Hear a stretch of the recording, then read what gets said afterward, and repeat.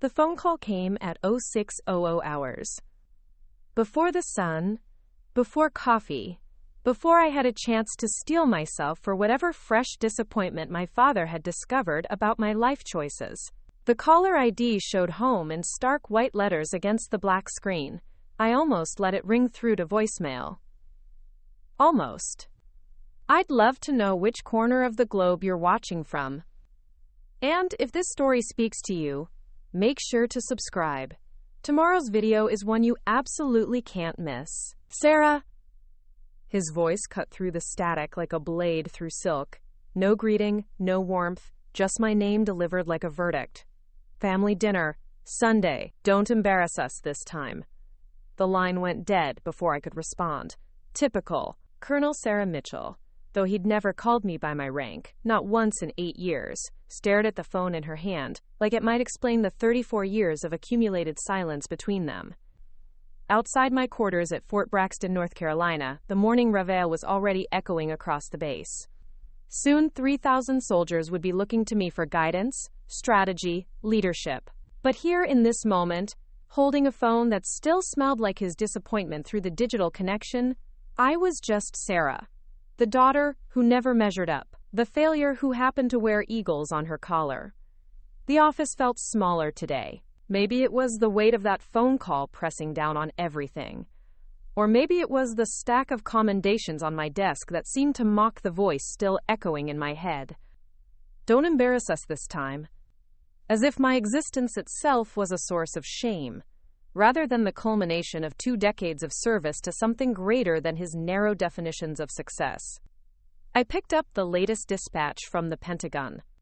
Operation Desert Shield had been a success, and my strategic planning had been specifically cited in the after-action report. 3 months of careful coordination, risk assessment, and flawless execution.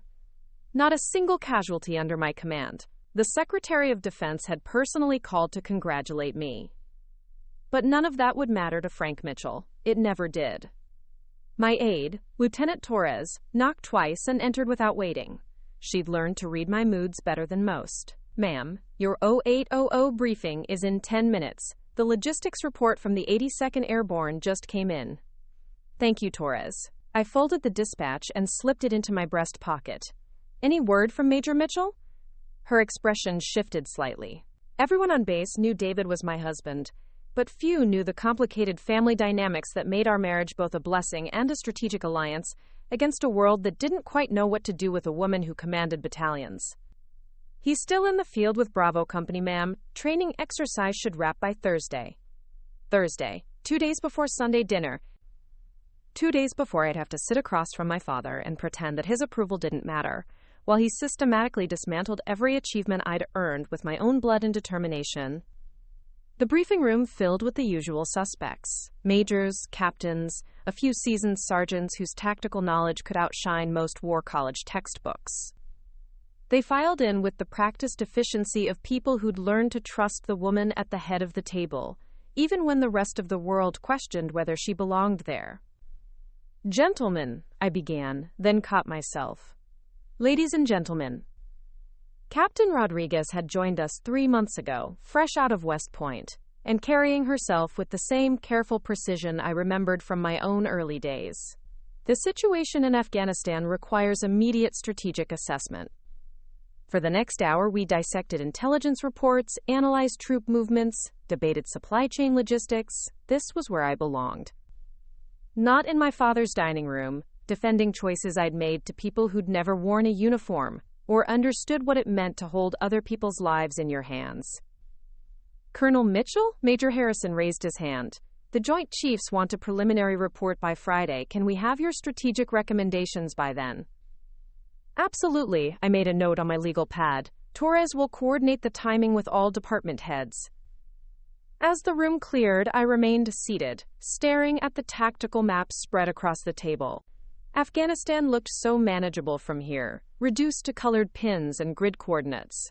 If only family dynamics could be mapped with the same clarity. My phone buzzed. A text from David.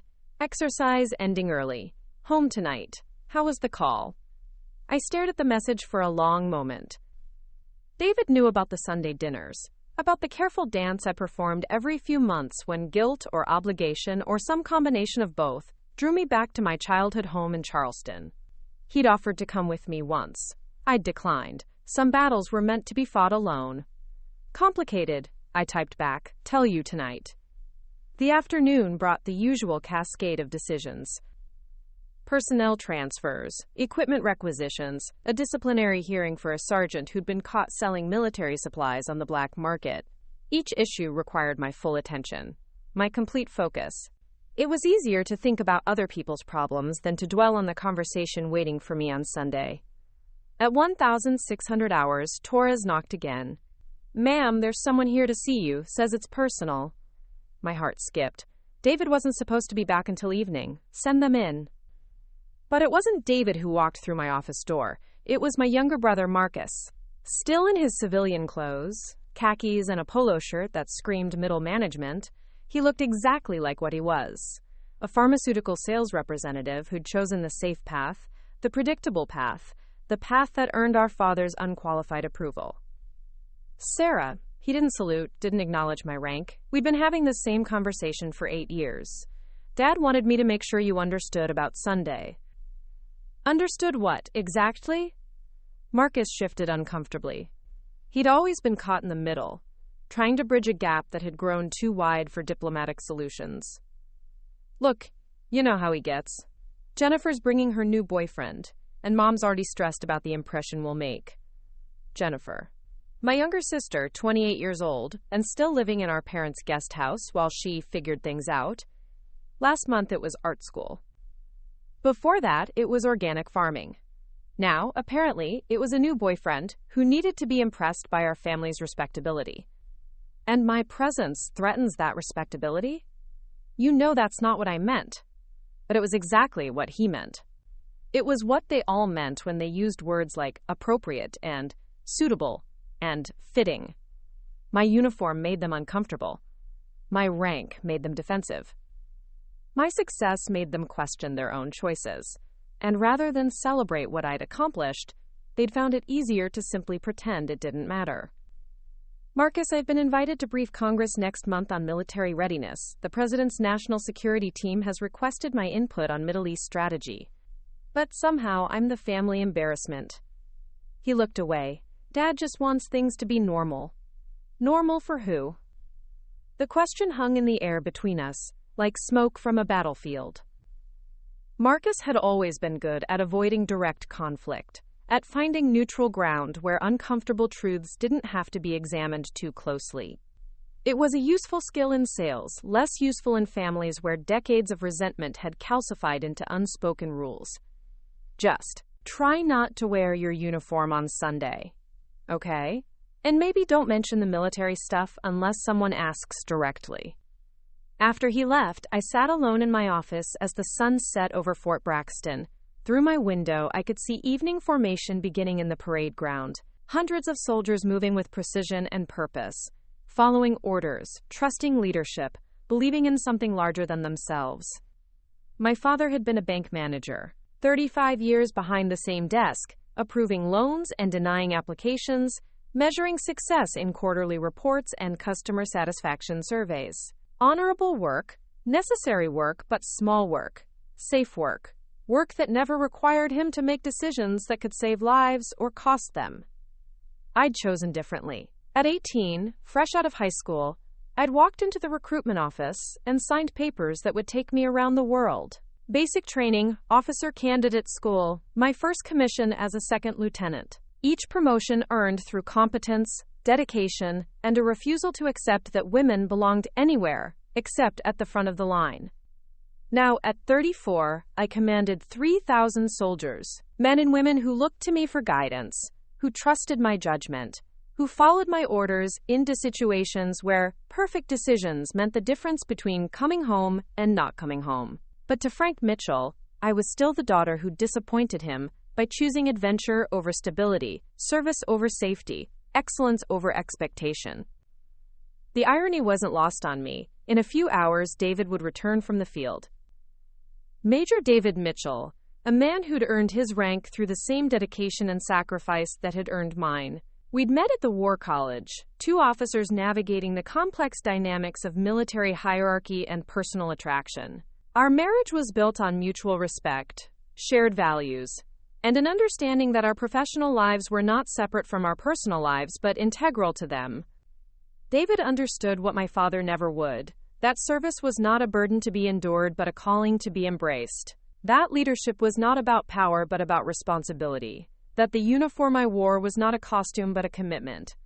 Sunday dinner would come, as it always did.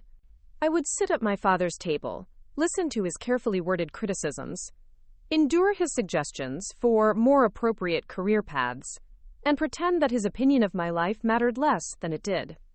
It was a ritual we'd perfected over the years, a careful dance around truths too sharp to be spoken directly. But this time felt different. Maybe it was the exhaustion of pretending, or maybe it was the weight of carrying other people's expectations while exceeding my own. Either way, I had the distinct feeling that Sunday dinner was going to change everything. A lot of love and effort went into bringing this story to life. If you're enjoying it, we'd be so grateful if you'd subscribe to our channel. Now, back to where we left off. The phone on my desk rang one final time before I headed home. Torres had left for the day, so I answered it myself. Colonel Mitchell.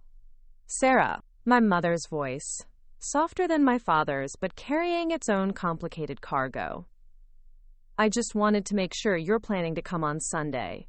Your father is looking forward to it. Looking forward to it. As if family dinner was a performance he was eager to critique, rather than a gathering he genuinely wanted to attend. I'll be there, Mom. Good. And Sarah? Maybe just be yourself, but quietly. The line went dead, leaving me alone with the weight of that impossible request. Be yourself, but quietly. Exist, but invisibly. Succeed, but not too much. It was the soundtrack of my entire childhood, the background music that had driven me to prove myself in ways they'd never understand or appreciate. Tomorrow, David would come home. Tomorrow, I'd tell him about the phone call, about Marcus's visit, about the careful choreography required to navigate a family dinner where my very presence was both expected and unwelcome.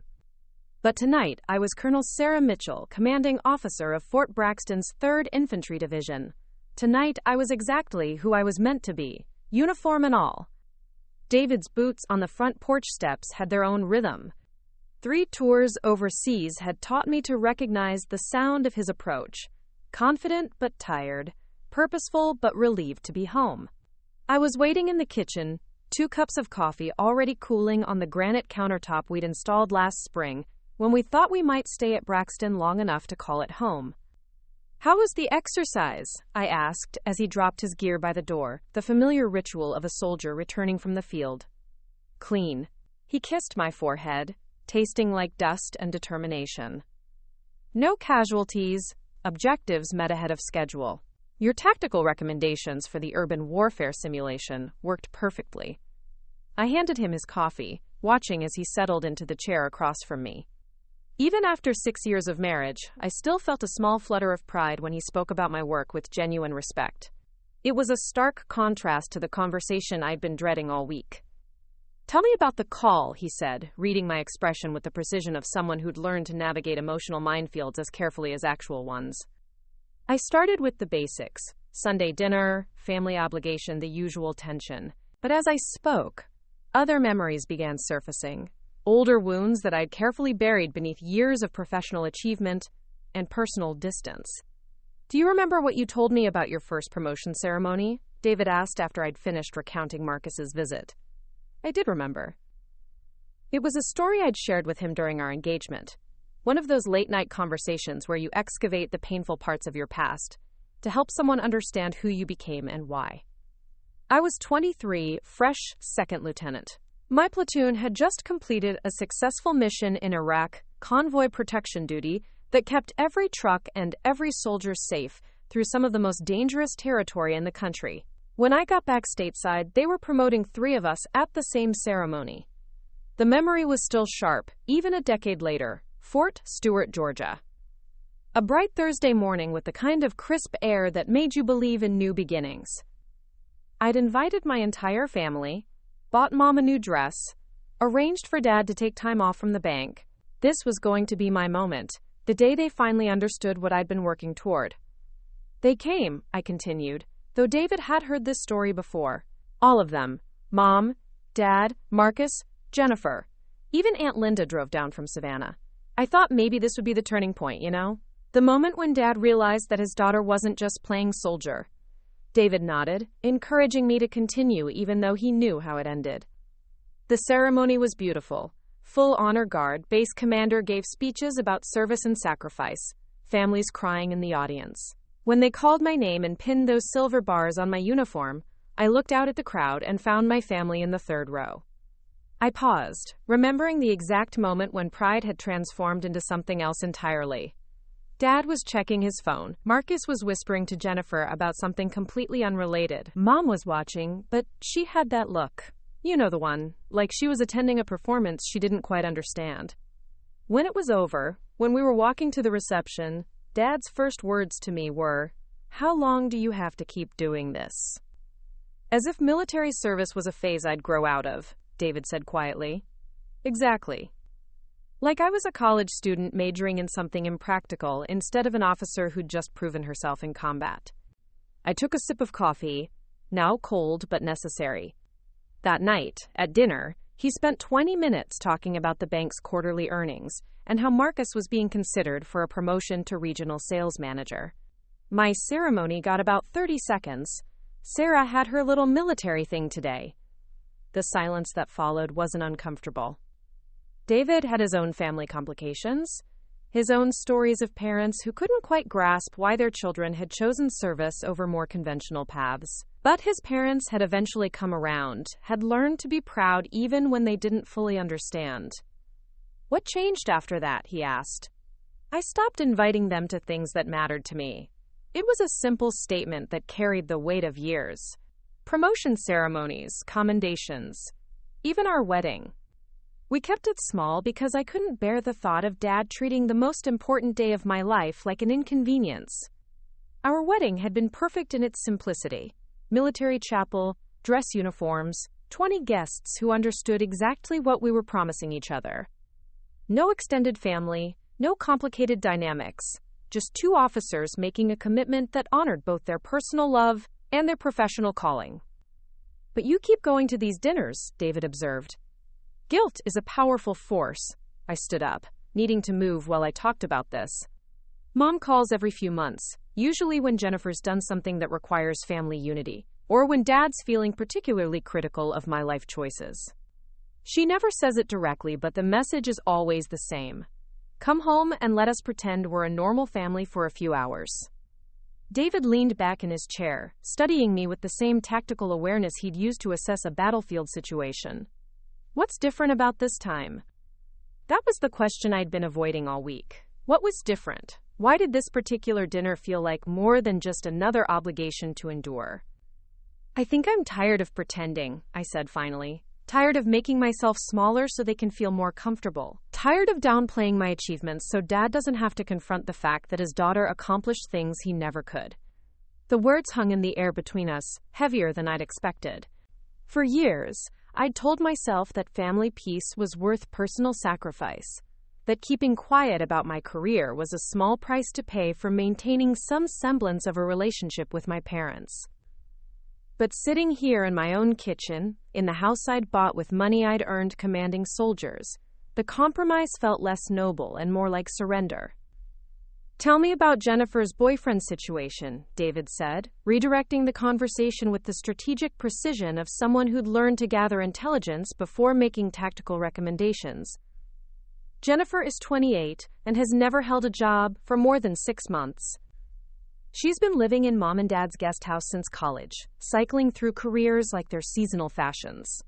Art school, organic farming, yoga instruction, jewelry making. Always something creative. Always something that allows her to avoid traditional responsibility. I paced to the window, looking out at our neighbor's yard where Colonel Harrison was teaching his daughter to throw a football. Normal family activities that somehow felt foreign to my own experience. This new boyfriend is apparently serious, which in Jennifer's vocabulary usually means he's willing to support her financially while she finds herself.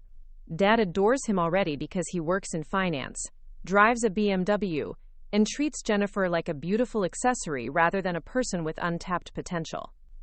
And you're the problem because? Because my uniform makes them ask awkward questions. Because my rank makes the boyfriend wonder why Jennifer doesn't have similar ambitions. Because my success highlights Jennifer's lack of direction and Dad's inability to motivate any of his children toward excellence. David stood up and crossed to where I was standing, placing his hands on my shoulders in a gesture that was both comforting and grounding. Sarah, you command 3,000 soldiers. You've briefed Congress on military strategy. The Pentagon calls you directly for strategic consultation. Why do you still need your father's approval? It was a fair question, one I'd asked myself countless times. The logical answer was that I didn't need his approval, that his opinion had no bearing on my professional competence or personal worth. But emotions aren't logical, and family wounds run deeper than reason can reach. Because every little girl wants her daddy to be proud of her, I said quietly, even when that little girl grows up to outrank most of the men in her father's generation. David pulled me closer, and I leaned into him, feeling the solid reliability of someone who'd chosen to stand beside me rather than behind me or in front of me. What if we changed the dynamic this time? He asked. What if instead of you going alone and trying to minimize who you are, we both go and you get to be exactly who you are? The suggestion caught me off guard. For years, I'd protected David from these family gatherings, partly to spare him the awkwardness, and partly to maintain the fiction that I could handle my family's dysfunction on my own terms. David, you don't understand how they talk about military service like it's a hobby rather than a profession, how they dismiss everything we've worked for. Maybe that's exactly why I should be there, he said. Maybe it's time your family met your husband instead of just the woman they've decided you are. I looked up at him, seeing something in his expression that I recognized from our most important tactical discussions. This wasn't just an offer of support. It was a strategic recommendation from someone who understood both battlefield dynamics and the particular challenges of fighting wars on multiple fronts. You realize this could get complicated, I warned. Sarah, I've survived 3 combat tours and 6 years of marriage to the most competent officer I've ever met. I think I can handle Sunday dinner in Charleston. Despite everything, I found myself smiling. David had a way of reducing complex problems to their essential elements, of finding clarity in situations that felt overwhelmingly tangled. All right, I said, but don't say I didn't warn you when Dad starts explaining why military service is fine for young people, but real adults eventually transition to civilian careers. I'll try to contain my amusement, David said dryly. As we stood there in our kitchen, planning our strategy for a family dinner like it was a military operation, I realized that this time really was different. This time I wouldn't be walking into that house alone, carrying the weight of my family's expectations and disappointments by myself. This time, I'd have backup. And for the first time in years, I was curious to see how that might change everything. Charleston in October dressed itself in gentle decay and stubborn beauty. Spanish moss draped the live oaks like nature's own military decoration, and the Cooper River reflected the afternoon sun in sheets of gold. I'd forgotten how beautiful it could be here, how the city wore its history like a well-tailored uniform, proud, proper, and completely certain of its own importance. David drove while I navigated, though we both knew the route by heart. Highway 17 through Mount Pleasant, past the Ravenel Bridge that stretched across the harbor like a steel prayer, then into the historic district where my parents had lived for the past 15 years. Old Charleston money, Dad always said, though his salary from Palmetto Trust had been solidly middle class, until a series of smart investments and Mom's inheritance from her aunt had elevated them into the kind of neighborhood where appearances mattered more than substance. Remind me again why we're doing this in uniform, David said, adjusting his dress blues in the driver's seat. Because I'm tired of hiding, I replied, checking my own reflection in the visor mirror. Every ribbon perfectly aligned, every crease razor sharp. If I was going to be myself, I was going to be completely myself. Besides, Sunday dinner is at 4 o'clock. We're both officially off duty. The house appeared around the corner like a scene from Southern Living magazine. 2-story colonial revival with white columns, manicured boxwood hedges, and a circular driveway designed to accommodate the kind of cars that announced their owner's success before anyone opened their mouths. Mom's Lexus sat in its usual spot. Dad's Mercedes was freshly washed and positioned at an angle that showcased its profile to maximum advantage. A third car occupied the guest space, a BMW convertible with dealer plates and a college parking sticker from the University of South Carolina. Jennifer's new boyfriend, presumably, broadcasting his youth and relative affluence to anyone who cared to notice. "Impressive," David said with the dry tone he reserved for situations that were anything but. "Wait until you meet the owners." We sat in the driveway for a moment, both of us performing the mental preparation that preceded any potentially hostile encounter. David reached over and squeezed my hand. "Rules of engagement?" he asked. "Minimal force, maximum dignity. Don't let them bait you into defending what doesn't need defending. And if Dad starts his lecture about real careers, feel free to mention that Pentagon consultation we did last month." Quote, "Copy that." The front door opened before we reached it. Mom appeared in a floral dress that probably cost more than most soldiers made in a month, her smile carefully calibrated to express welcome while simultaneously communicating concern about our choice of attire. "Sarah, sweetheart," she hugged me with the kind of precision that avoided wrinkling either of our outfits. "You look very official." "Hello, Mom. You remember David?" "Of course. Major." She paused, searching for his last name as if we hadn't been married for 6 years. "Mitchell, ma'am, same as Sarah's." "Right, of course. Well, come in, come in. Your father's in the study with Jennifer's friend." The house smelled exactly as I remembered. Lemon furniture polish, fresh flowers, and the faint undertone of expensive candles that burned throughout the day to maintain an atmosphere of effortless elegance. Every surface gleamed with the kind of cleanliness that required professional help twice a week. Jennifer emerged from the kitchen, wearing a sundress that managed to look both casual and expensive, her hair flowing in the kind of effortless waves that actually required an hour of careful styling. She'd always been beautiful in a way that made other people's achievements seem less important by comparison. "Sarah?" She embraced me with genuine warmth, and for a moment I remembered why I'd once looked up to her, before I'd understood that charm and competence were entirely different qualities. "You look so commanding." Behind her trailed a man in his early 30s, with the kind of polished appearance that announced financial success and careful grooming. Khaki slacks, navy blazer, shoes that had never seen actual work. He extended his hand with a smile that had probably been perfected in business school. "You must be Sarah. I'm Brett Adamson. Jennifer's told me so much about you." I shook his hand, noting the firm grip and direct eye contact that suggested he'd been coached on making good first impressions. "Nice to meet you, Brett. This is my husband, David." "Major David Mitchell," David said, his handshake conveying exactly the right amount of strength to establish respect without intimidation. Brett's expression shifted slightly as he processed the rank and the uniform, clearly recalibrating his understanding of the family dynamics he'd walked into. "Military, huh? That's really something. What branch?" "Army? Both of us." "Wow, that must be intense." Quote. Before either of us could respond, Dad's voice boomed from the direction of the study. "Sarah, get in here and explain to Brett why you're still playing soldier instead of finding real work." The words hit the foyer like shrapnel, sharp and scattered and impossible to ignore. Mom's face flushed slightly. Jennifer looked at the floor. Brett's carefully maintained smile flickered for just a moment. David's posture didn't change, but I felt something shift in the air between us, the subtle repositioning that occurred when soldiers recognized they were in hostile territory. "Frank," Mom called toward the study, her voice carrying the kind of warning that wives perfected over decades of marriage. "Come meet David properly."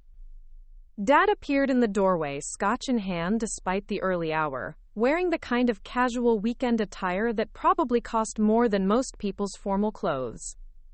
He'd put on weight since my last visit, and his hair had gone completely gray, but his expression of vague disappointment remained unchanged. "So you're the husband," he said, looking David up and down like he was evaluating a purchase. "Sarah finally found someone willing to put up with her career obsession." "Sir." David's voice was respectful but firm. I'm honored to meet Sarah's family. Family? Dad snorted softly. We've been trying to get her to remember she has one for years. But the army keeps her too busy for civilian relationships. I felt my jaw tighten, the familiar anger beginning to simmer beneath my carefully maintained composure. This was exactly why I'd stopped bringing anyone home, why I'd learned to compartmentalize my family life away from everything that actually mattered to me. Sarah's career has been remarkable, David said evenly. I'm proud to serve with her. Serve with her? Dad's eyebrows rose. What's your rank, son? Major, sir. Major. Dad processed this information with visible surprise. So Sarah outranks you? Yes, sir. Colonel Mitchell is my commanding officer. The silence that followed was different from the usual family tension. It was the silence of someone realizing they'd miscalculated, that the dynamic they'd assumed was more complicated than they'd imagined. Brett cleared his throat nervously. Wow, you work together? Fort Braxton, I said. I command the 3rd Infantry Division. David runs tactical operations. The 3rd Infantry, Dad repeated slowly, as if testing whether the words meant anything to him. 15,000 soldiers, David added helpfully. One of the largest divisions in the Army. Mom stepped forward quickly, recognizing the need for diplomatic intervention. Well, let's all sit down. Dinner won't be ready for another hour, but I thought we could have drinks and catch up properly. We moved into the living room, a space designed for entertaining people who mattered. Antique furniture, carefully arranged flowers, family photos strategically positioned to showcase 3 decades of respectable achievement. I noticed that my military portraits were conspicuously absent, though there were several pictures of Marcus at various corporate events and Jennifer at charity galas. So, Brett, Mom said, settling into her role as hostess and conversation director, Jennifer tells us you work in finance. Investment banking, Brett replied, visibly relieved to be on familiar ground. Merrill Lynch. I specialize in municipal bonds and infrastructure development. Fascinating, Dad said, with genuine interest. Municipal bonds are incredibly stable investments. Much better than some of these high-risk ventures people get caught up in these days. The comment was clearly aimed at me, though he didn't meet my eyes when he said it. Military service was a high-risk venture, as if my career was some kind of gambling addiction rather than 2 decades of increasing responsibility and demonstrable competence. What kind of infrastructure? David asked, his tone suggesting genuine curiosity rather than polite conversation. Roads, bridges, public utilities. The foundation of modern society, really. Everything that keeps communities functioning. Like military logistics, I said quietly. Brett blinked. I'm sorry? Infrastructure, logistics. Moving resources efficiently to support large populations. That's most of what we do. Make sure 15,000 soldiers have everything they need to function effectively in challenging environments. Oh. Brett seemed unsure how to respond to the comparison. I guess that's similar. Very similar, David agreed. Except our infrastructure has to work in combat zones under active fire. The room grew quiet again, but this time the silence felt different, less dismissive, more uncertain. Brett was clearly intelligent enough to recognize that he'd walked into a conversation where his expertise, while valuable, was perhaps not as uniquely impressive as he'd assumed. Dad took a larger sip of his scotch. Well, he said finally, I suppose someone has to do it. The words hung in the air like a challenge, carrying decades of accumulated resentment and willful misunderstanding. Someone has to do it. As if military service was a burden that fell to people who couldn't find better options, rather than a calling that required the highest levels of skill, dedication, and personal sacrifice. I looked at David, seeing in his expression the same careful calculation I recognized from pre-mission briefings. We'd walked into hostile territory, just as we'd expected. The question now was whether we'd try to keep the peace or finally engage the enemy with full force. The answer, I realized, would determine everything that happened next. Dinner was served with the same precision Mom applied to everything else in her life. Royal Crown Derby china, sterling silver that required monthly polishing, crystal glasses that caught the light from the dining room chandelier and threw rainbows across the mahogany table. 5 place settings arranged with mathematical precision, each accompanied by a cloth napkin that had probably been pressed that morning. The meal itself was classic Southern hospitality: honey-glazed ham, sweet potato casserole, green beans that had been cooked with enough bacon to make them edible, and cornbread that filled the house with the smell of childhood comfort. Under different circumstances, it might have felt like home.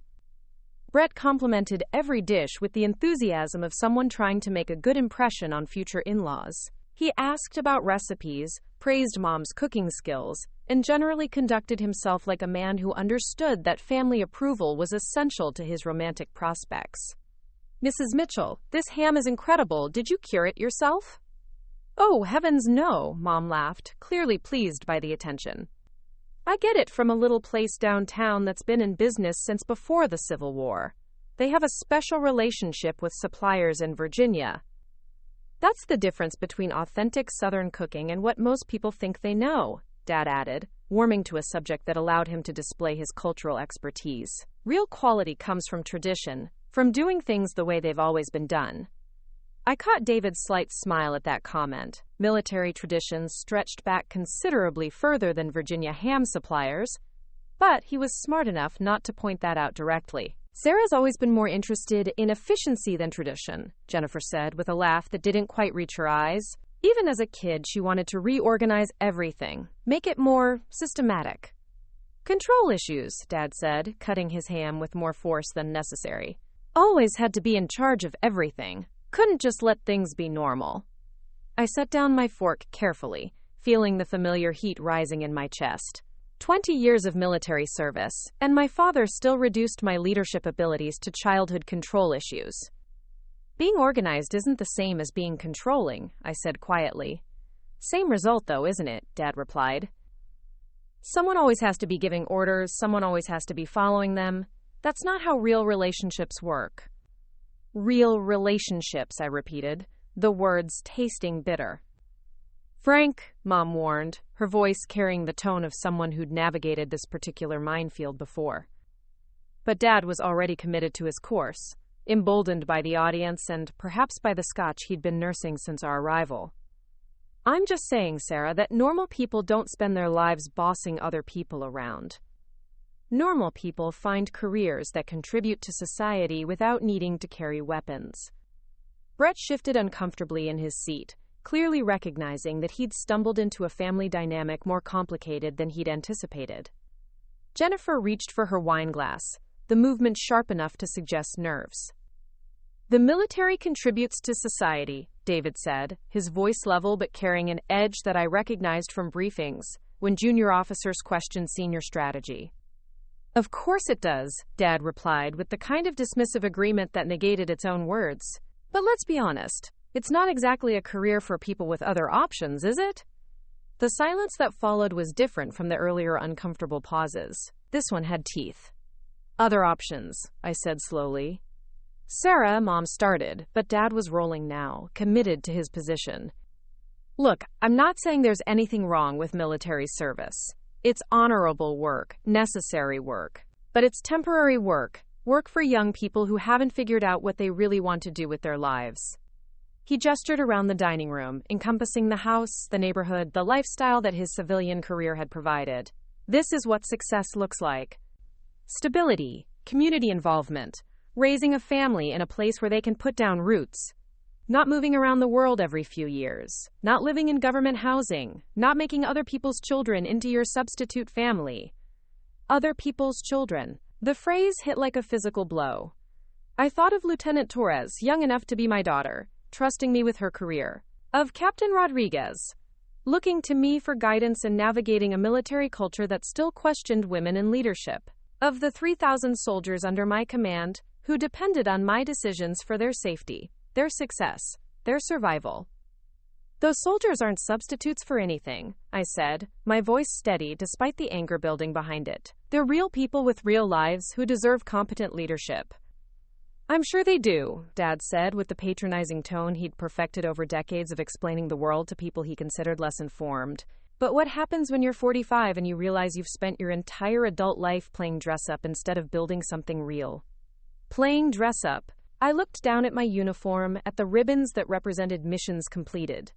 Soldiers saved, objectives achieved. The Bronze Star I'd earned in Afghanistan, when my tactical decisions had prevented an ambush that could have killed 30 people. The Meritorious Service Medal for the logistics operation that had supplied food and medical care to earthquake victims in Haiti.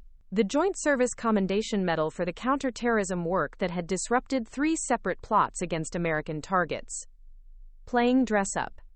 Frank, that's enough, Mom said, but her voice lacked conviction. No, I don't think it is enough, Dad continued, apparently encouraged by what he interpreted as family support. Brett here is building a real career, contributing to actual infrastructure development, working in the private sector where success is measured by results, not by how many people you can order around. Brett looked like he wanted to disappear into his chair. Mr. Mitchell, I think maybe. Sarah's 34 years old, Dad continued, ignoring Brett's attempted intervention. Most people her age are established in their careers, starting families, contributing to their communities. Instead, she's still playing soldier, still pretending that giving orders to teenagers makes her important. The room held its breath. Jennifer stared at her plate. Mom fidgeted with her napkin. Brett looked toward the door as if calculating escape routes. And David? David set down his utensils with the kind of careful precision that preceded significant tactical decisions. Mr. Mitchell, he said, his voice carrying the quiet authority of someone accustomed to being heard and obeyed, I think there might be some things about your daughter's career that you don't fully understand. I understand plenty, Dad shot back. I understand that she's wasted 15 years of her life on something that's going to leave her with no transferable skills and no real future. I understand that she's chosen to play soldier instead of becoming a productive member of society. Productive member of society, David repeated thoughtfully. That's right, real work. Work that builds something lasting, something that benefits civilian communities, something that creates actual value. David nodded slowly, as if considering this perspective seriously. You're absolutely right, Mr. Mitchell. Real work is important. Work that creates value, that builds communities, that makes a lasting impact. I looked at my husband, wondering where he was going with this apparent agreement. In fact, David continued, his voice growing stronger, I couldn't agree more about the importance of productive careers and real contributions to society. Dad leaned back in his chair, clearly pleased to have found common ground with his son-in-law at last. Which is why, David said, standing up from his chair with a kind of fluid movement that suggested impending action, I think you should probably know exactly who your daughter really is. The words hung in the air like the moment before an explosion, when everyone knows something significant is about to happen, but no one is quite sure what form it will take. Dad's expression shifted from satisfied agreement to mild confusion. What do you mean? David straightened his shoulders, his posture shifting into the formal bearing that preceded important announcements. Sir, with your permission, I'd like to properly introduce you to Colonel Sarah Mitchell, my commanding officer. And then he did something that transformed the entire dynamic of the room in a single, irreversible moment. He stood at attention and saluted me. Not a casual gesture, not a playful acknowledgement, but a full military salute executed with the precision and respect accorded to superior officers in formal situations. Ma'am, he said, his voice carrying across the dining room with unmistakable clarity, I apologize for my father-in-law's comments about your service record. The silence that followed was absolute. Dad's face went through a series of expressions: confusion, realization, and something that might have been fear. Mom's hand flew to her chest. Jennifer's wine glass tilted dangerously in her grip. And Brett? Brett's carefully constructed composure cracked completely, as he began to understand that he'd spent the evening condescending to someone who outranked every person he'd ever met in his entire civilian life. The salute held for exactly the right amount of time, long enough to establish respect, not so long as to become theatrical. When David finally lowered his hand, the room had been completely reorganized around a new understanding of power, authority, and exactly who was in charge. "Sir," David said, turning back to my father with the same respectful tone he'd use with any civilian, "your daughter commands my unit." The dining room had become a museum exhibit, frozen in the moment when reality shifted, and everyone realized they'd been operating under completely false assumptions. Dad sat motionless, his mouth slightly open, the confident authority he'd wielded all evening evaporating like steam from his untouched coffee cup. I remained seated, watching the mathematics of power recalculate itself around the table. 24 hours ago, these people had felt comfortable dismissing my life's work as an extended phase. Now they were confronting the possibility that they'd spent years mocking someone whose actual responsibilities dwarfed anything they'd ever imagined. "Commanding officer," Brett repeated slowly, the words clearly not computing with the narrative he'd constructed about Jennifer's eccentric military sister. "Fort Braxton's 3rd Infantry Division," David confirmed, still standing at attention beside my chair. 15,000 soldiers across multiple battalions. Colonel Mitchell oversees strategic operations, personnel management, resource allocation, and tactical planning for one of the largest military installations in the United States. Jennifer set down her wine glass with trembling fingers. "Sarah, is that true?" Quote. I looked at my sister, seeing her clearly for perhaps the first time in years, not as the charming, directionless younger sibling I'd been protecting with my silence, but as a grown woman who'd spent decades accepting other people's dismissal of my achievements, because it was easier than acknowledging she'd never achieved anything comparable herself. "It's true," I said quietly. "But you never said." Mom's voice trailed off as she began reconstructing 34 years of conversations, looking for clues she'd missed or ignored. "You never asked." The simple statement hung in the air like an indictment. Because it was true. In all the years of family dinners, holiday gatherings, and obligatory phone calls, no one had ever asked about my actual responsibilities, my specific role, or what my rank meant in concrete terms. They'd been content to file my career under military service and move on to topics they found more interesting or comprehensible. Dad finally found his voice, though it came out rougher than usual. 15,000 soldiers? Give or take, I replied. The number fluctuates based on deployment schedules and training rotations. And you're in charge of all of them? I'm responsible for all of them. There's a difference. David remained standing, and I realized he was waiting for permission to resume his seat. A subtle demonstration of military protocol that was entirely lost on my family, but spoke volumes about the respect accorded to command authority in our actual daily lives. "Sit down, David," I said gently. "Thank you." He took his seat with the same precision he'd brought to everything else, and I saw him exchange a glance with me that contained an entire conversation. We'd reached the moment of truth, the place where careful family diplomacy either gave way to honest communication or exploded into permanent estrangement. "I don't understand," Dad said, and for the first time all evening he sounded genuinely confused rather than condescending. If you really have that much responsibility, why didn't you ever tell us?" The question revealed so much about the fundamental disconnect between us that I almost didn't know where to begin answering it. "Dad, I tried to tell you. For years. Every time I called with news about a promotion or an assignment or a commendation, you changed the subject. Every time I invited you to ceremonies or events, you found excuses not to come. Every time I tried to explain what I actually do, you interrupted to suggest I consider other career options."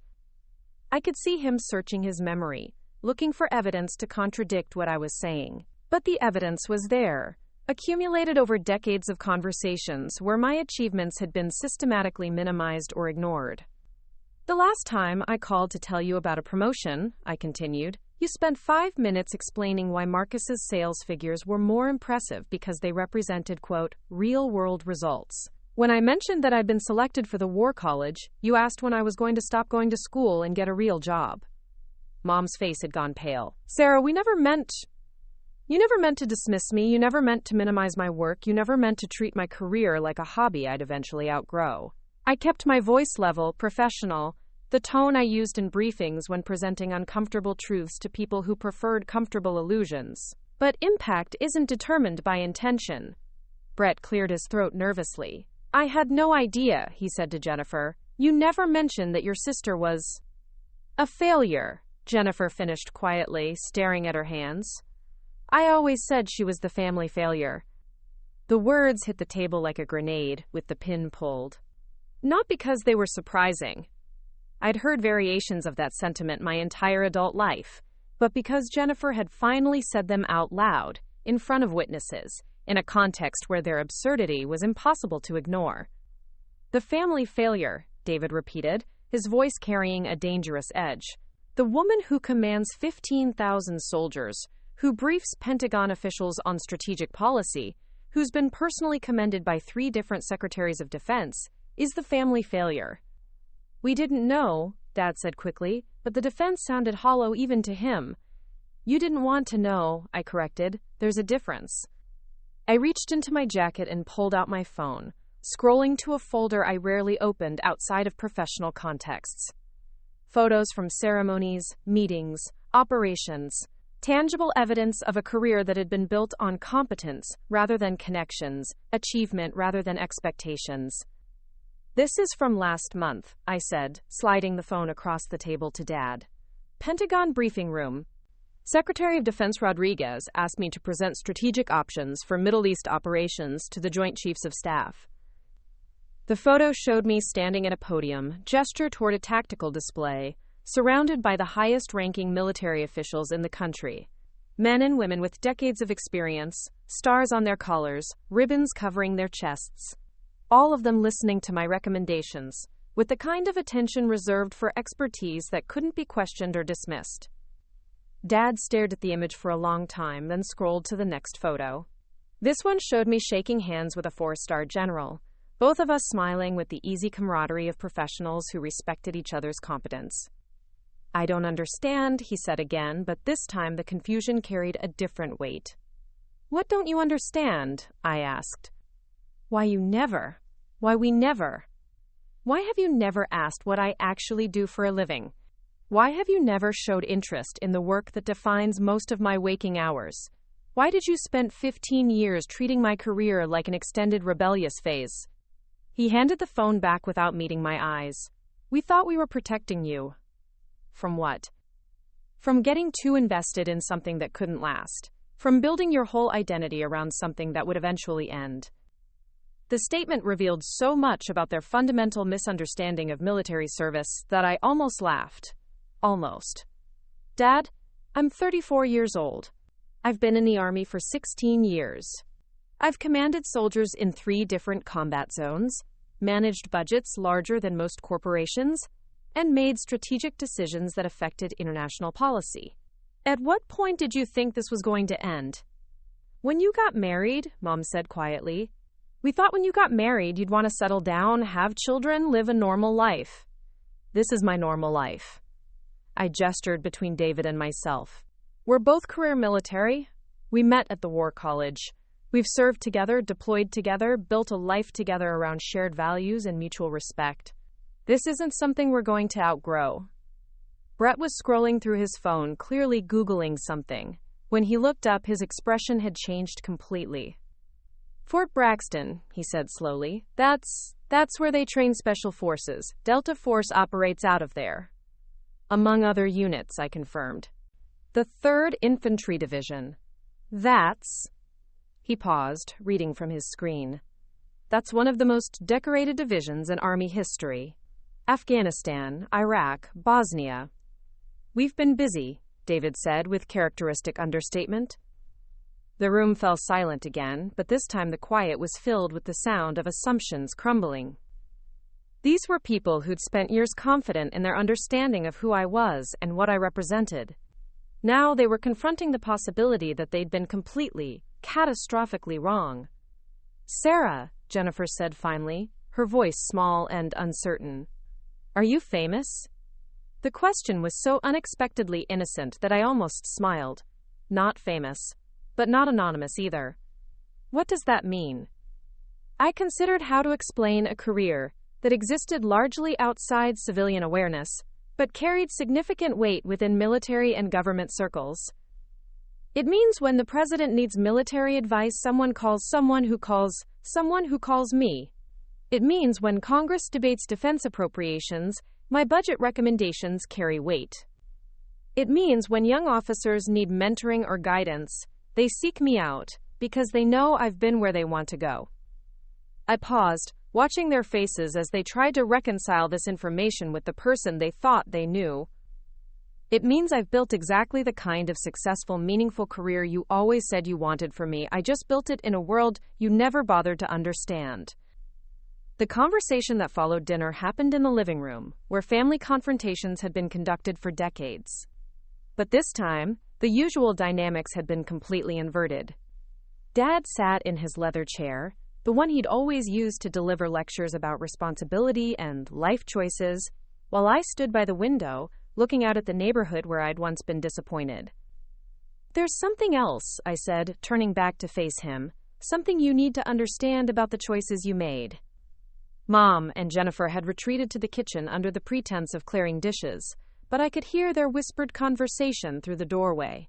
Brett had excused himself to make phone calls, probably to friends who would never believe the evening he'd just experienced.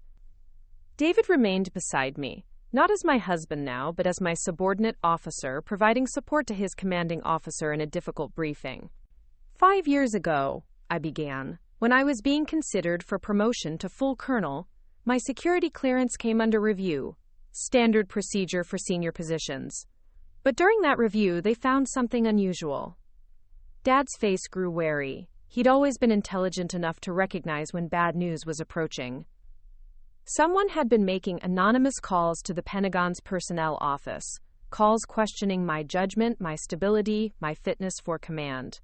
The caller claimed to be a concerned family member who'd witnessed erratic behavior during home visits. The words landed like artillery shells, precise and devastating. Dad's face went through several colors before settling on gray. "Sarah, I never..." "The calls were traced, Dad. Phone records don't lie. Your home number, your cell phone, even Mom's phone, when you thought varying the source would make it less obvious." David stepped forward slightly, his presence a reminder that this wasn't just family drama anymore. It was a matter of military justice. "Those calls delayed my promotion by 18 months, I continued. 18 months during which my fitness reports were scrutinized, my psychological evaluations were repeated, and my commanding officers questioned whether I was stable enough for increased responsibility. Mom appeared in the doorway, her face pale. She'd obviously been listening. "Frank, tell me you didn't." "I was trying to help her," Dad said desperately. "I thought if they knew she had family concerns, they might encourage her to consider other options." "You tried to sabotage my career," I said flatly. "You tried to destroy my reputation because you couldn't accept my choices." The silence stretched between us like a battlefield. 34 years of family history, rewritten in the space of a single evening. The drive back to Fort Braxton took place in contemplative silence. David navigated the evening traffic while I processed what had just occurred. Not just the confrontation itself, but the strange sense of liberation that had followed it. For the first time in my adult life, I'd spoken my truth to my family without apology or modification. The weight I'd been carrying for decades had finally been set down. "How do you feel?" David asked as we passed through the base gates, returning to the world where our ranks mattered and our contributions were understood. "Different," I said honestly. "Like I've been holding my breath for 34 years and finally remembered how to exhale." My phone had been buzzing throughout the drive. Text messages from Mom, from Jennifer, even one from Marcus, who'd apparently heard about the evening's events through the family communication network. But I wasn't ready to engage with their attempts at damage control or reconciliation. Some conversations required time and space to process properly. The next morning brought a familiar routine: PT at 0530, briefings at 0700, the steady rhythm of military life that had anchored me through every personal storm. But as I stood before my staff during the morning briefing, something felt different. The careful compartmentalization I'd maintained between my professional competence and my family insecurities had finally dissolved. "Colonel Mitchell?" Captain Rodriguez raised her hand. "Are you all right, ma'am? You seem more relaxed today." I smiled, realizing she was right. Just some family issues that got resolved, Captain. Nothing that affects our operations. That afternoon, I received an unexpected visitor. Colonel James Harrison from the Pentagon's personnel office knocked on my door with a folder in his hand and a serious expression that suggested official business. Colonel Mitchell, I've been instructed to deliver this personally. The folder contained orders for a new assignment, Deputy Director of Strategic Operations, Pentagon.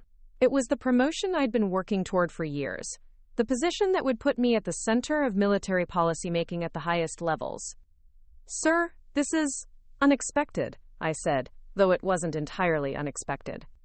The timeline had been accelerated, but the trajectory was consistent with my career progression. Actually, it's overdue, Harrison replied. There was some concern about your security clearance review from a few years ago, but that's been completely resolved. Turns out the anonymous reports were determined to be malicious and unfounded. Your record has been cleared, and frankly, we need officers of your caliber in Washington. After he left, I sat alone in my office, holding orders that represented the culmination of 20 years of service. The phone call that had started this journey, Dad's dismissive summons to family dinner, had inadvertently led to the most honest conversation we'd ever had. His attempts to sabotage my career had ultimately failed, and now the Pentagon was offering me a position that would put me among the most influential military leaders in the country. David appeared in my doorway at 1,600 hours, still in his field uniform from training exercises. I heard about the Pentagon assignment. Congratulations, ma'am. Thank you, Major. I assume you'll be putting in for a transfer request to Washington? Already submitted, ma'am. Can't have my commanding officer operating without proper tactical support. 3 months later, I stood in the Pentagon briefing room, where I'd presented strategic recommendations as a visitor, but now as a permanent member of the staff. The Secretary of Defense was introducing me to a room full of senior officials, foreign military attachés, and policy advisors.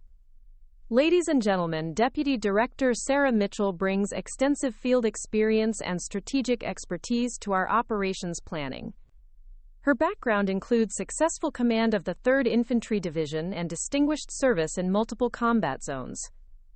As I stepped forward to begin my presentation on Middle East strategic operations, I thought briefly about that family dinner in Charleston. Dad had spent years trying to diminish my achievements because they threatened his understanding of the world. But success doesn't require family approval, and excellence doesn't need external validation. My phone buzzed with a text message. I glanced at it quickly before beginning my briefing. It was from Mom. Saw your name in the Washington Post today. The article about new Pentagon appointments. We're proud of you, Sarah. We should have said that years ago. I smiled, put the phone away, and began my presentation. The room fell silent as I outlined strategic options for international operations. But this time, the silence felt different.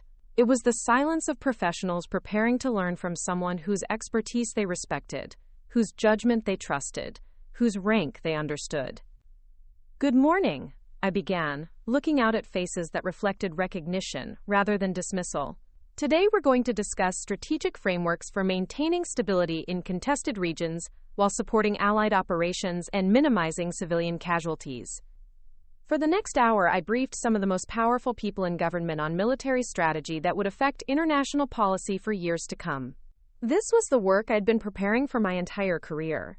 Not commanding soldiers, though that remained important, but shaping the decisions that determined how and why soldiers were deployed in the first place. After the briefing, as officials filed out discussing implementation timelines and resource allocation, I remained at the podium for a moment. Through the windows, I could see the Washington Monument rising above the Capitol, a reminder that service takes many forms but always requires the same fundamental commitment to something larger than yourself. I built my career on competence, not connections, on achievement, not approval, on the respect of people who understood the weight of command and the price of leadership. And I'd done it all without needing my father to call me successful. The family that once dismissed me now mentioned my name with careful respect, not because I'd changed, but because they'd finally been forced to see who I'd always been. The daughter they'd called a failure had become someone whose decisions shaped national policy.